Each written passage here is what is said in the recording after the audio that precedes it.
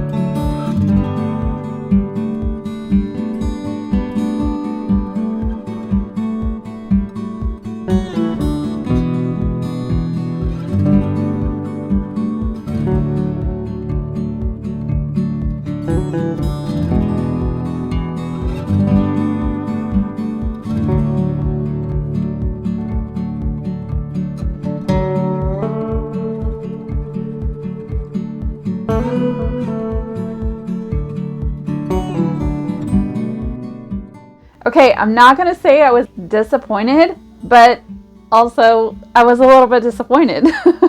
I mean, it's not disappointing to be able to go thrifting. Sometimes it's not a great thrifting day. I only brought 2 items home and they're not super exciting, but I'm still going to show them to you anyway because that's how it goes sometimes. The first item is this Titleist little golf hat.